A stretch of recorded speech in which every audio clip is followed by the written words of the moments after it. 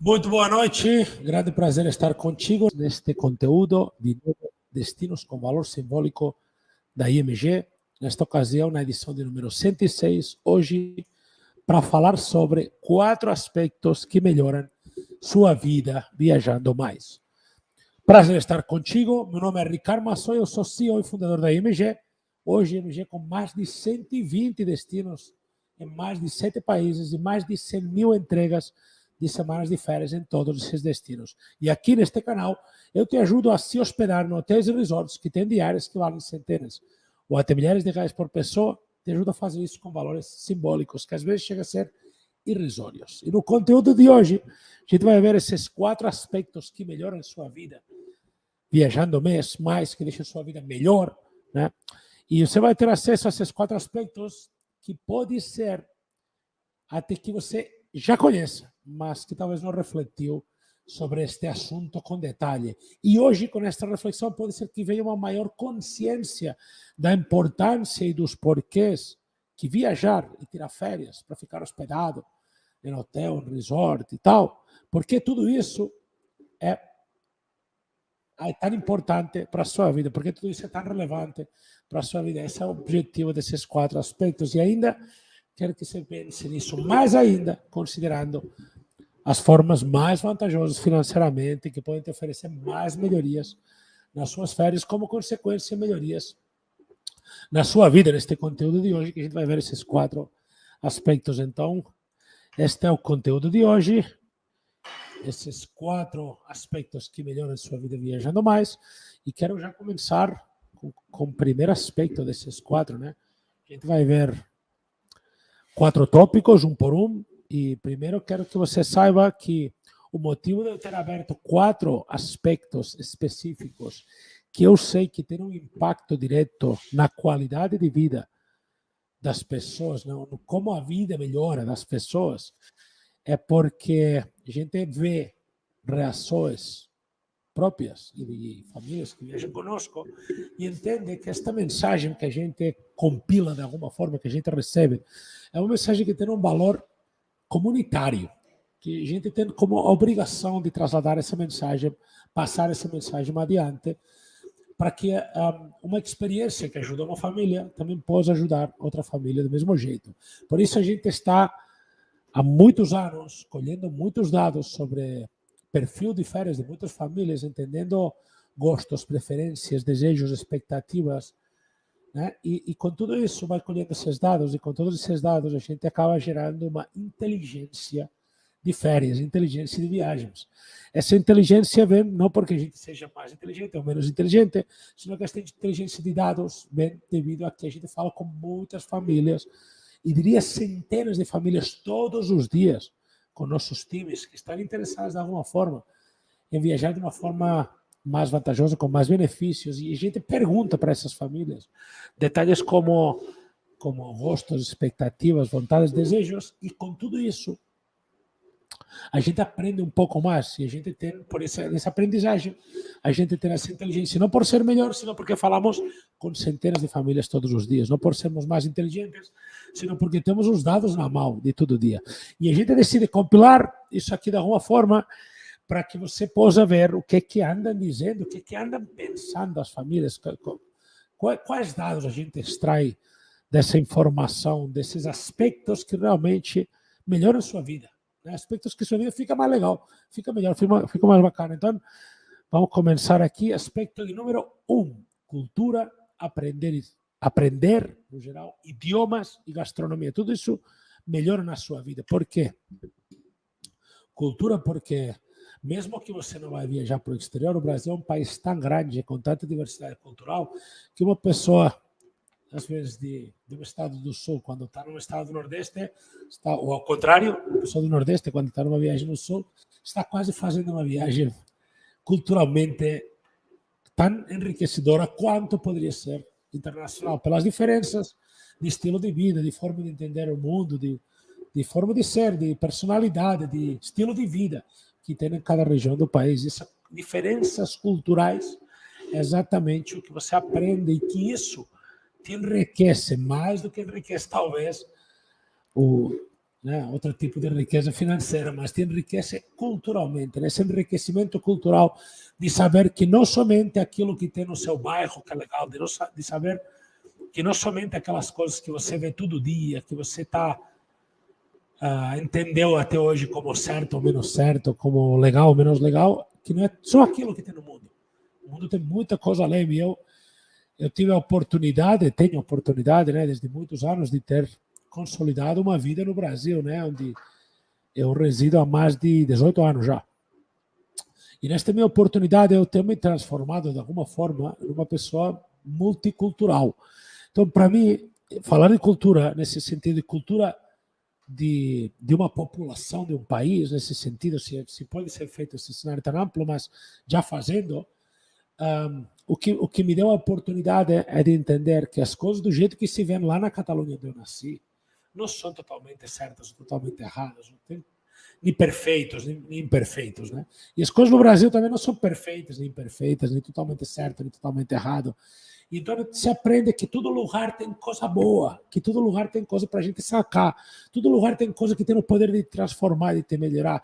E acho que esse é um tipo de aprendizagem cultural, neste caso, que me dá a oportunidade de ver o mundo com uns olhos um pouco menos, talvez, de julgador, né? Porque quando você tem uma cultura do lugar e vai residir em outro lugar, ou vai passar férias em outro lugar, você pode virar um julgador de como esse povo que você está conhecendo é menos legal ou diferente do que é o povo do jeito que se comporta o povo no lugar onde você mora, onde você vive.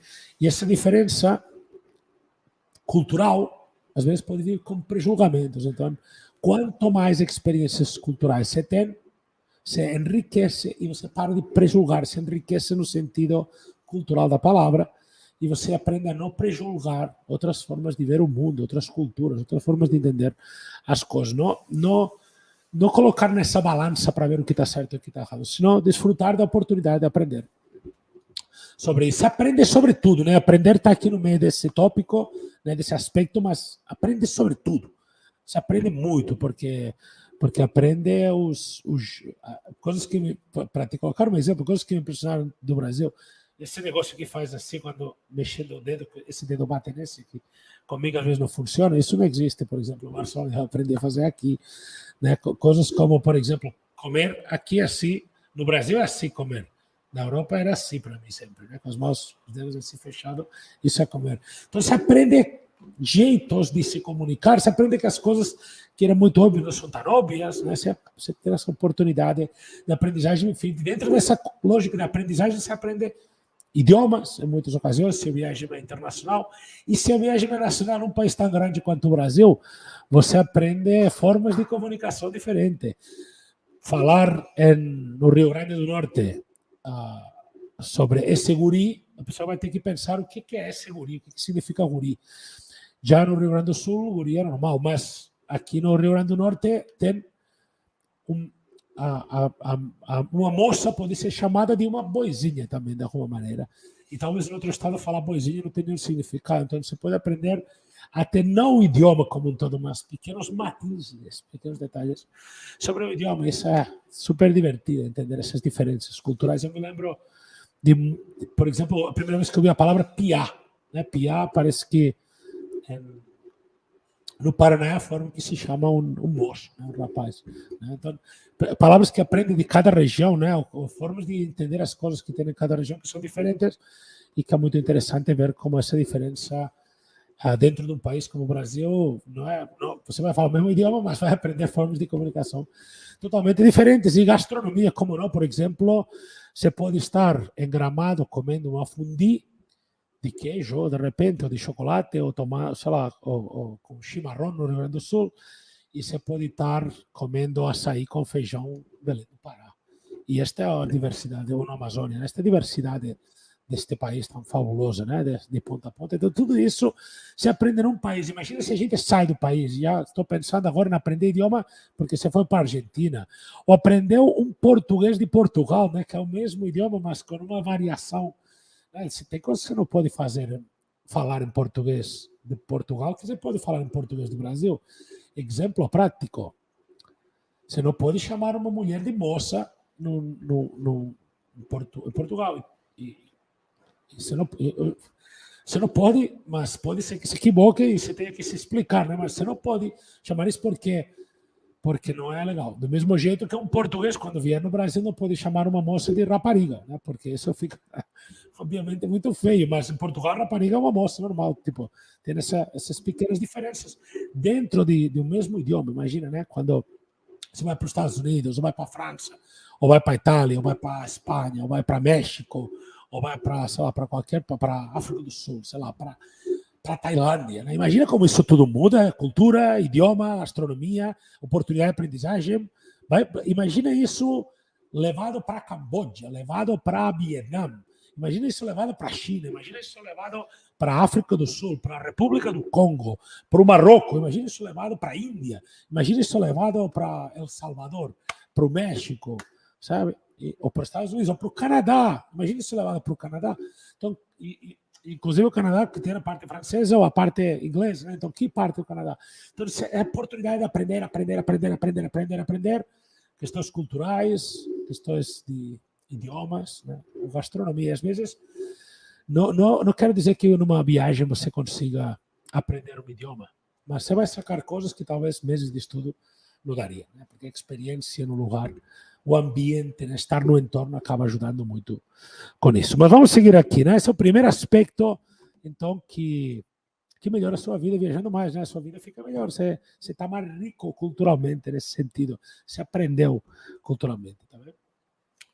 Mente aberta, você fica mente aberta, porque isso melhora muito. Eu estava falando em primeiro lugar agora há pouco, né?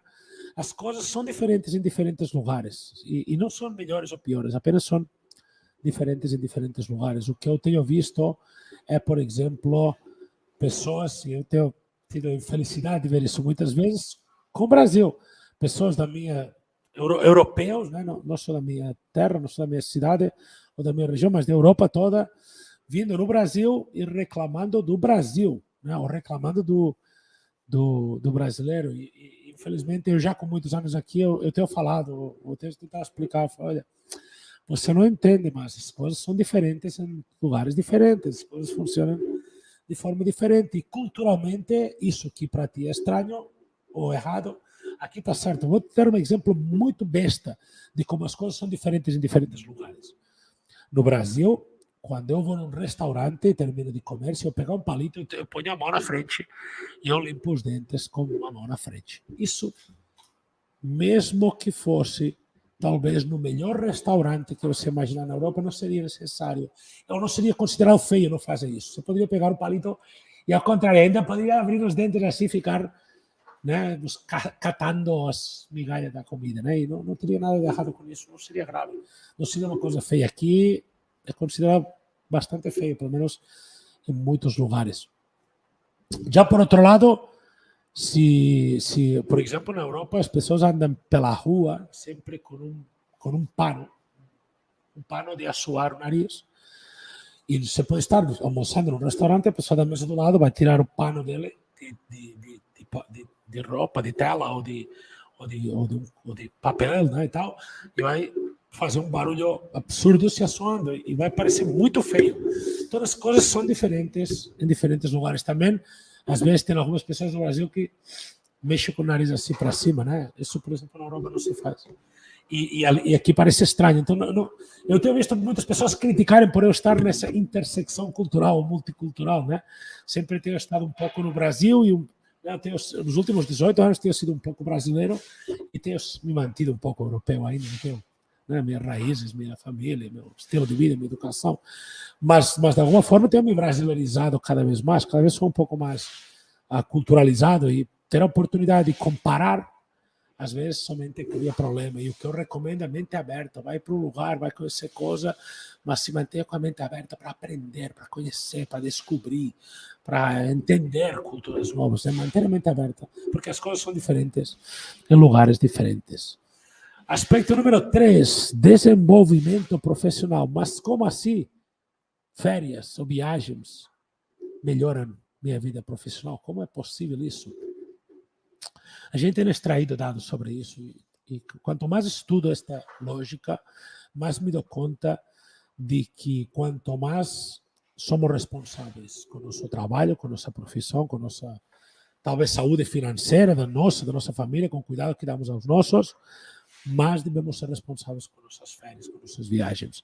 Esse tempo é um tempo de descanso que tem um valor incrível e te dá a oportunidade, por mais que você não perceba, por mais que quando você está indo marcar as férias, você pense, pô, mas eu vou perder 3 dias de trabalho, eu vou perder 10 dias de trabalho. Você não vai perder 10, porque quando você voltar dessa viagem, você volta com um nível de produtividade maior, porque você repousou, colocou as ideias no lugar, você se entendeu bem, entendeu o seu ponto de vista direito, se colocou com as ideias alinhadas e voltou mais pronto para novos desafios profissionais. Então, isso acaba te desenvolvendo profissionalmente, né?